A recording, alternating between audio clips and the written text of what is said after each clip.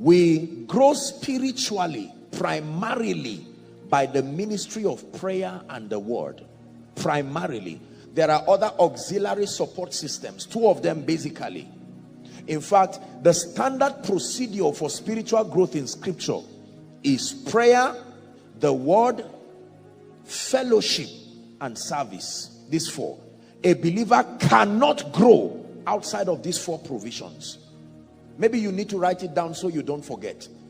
Believers only grow in this kingdom based on their interaction with these four dimensions. Generally speaking, the ministry of prayer, number one. The ministry of the word, scripture, number two. The ministry of fellowship, whether fellowship with God and fellowship with the brethren, corporate fellowship, the community lifestyle. And then number four, service.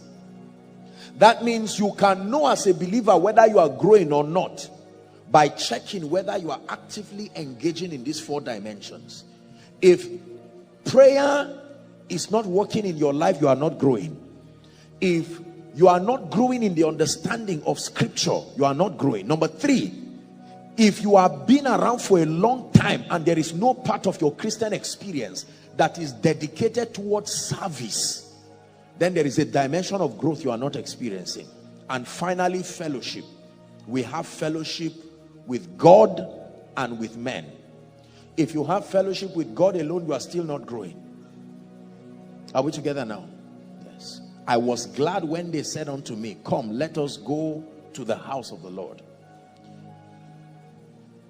Why am I teaching you all of these things? Because you see, as you begin to grow spiritually, it's important for you to not just act out of faith alone, but your faith must grow into trust. That means you have come to a point where you know the workings. You should know why you are growing. Are we together now? They shouldn't just say, why are you growing? And you say, well, I'm in Koinonia and they feed me well spiritually. That is true, but that's not accurate enough. You should be able to mentor people. That means I should be able to hand over a believer that just got born again. And I say, Sam, train this person. You shouldn't ask me, what should I do? It's an insult to your training. Are we together now? If someone is handed over to you now and say, please, pastor or prophet or brother or whoever you are, mentor this person.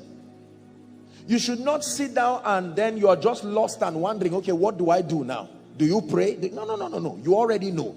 The boundaries of growth are prayer, the word, fellowship, and service. That's it. Any other thing outside of these four jurisdictions is a total waste of time.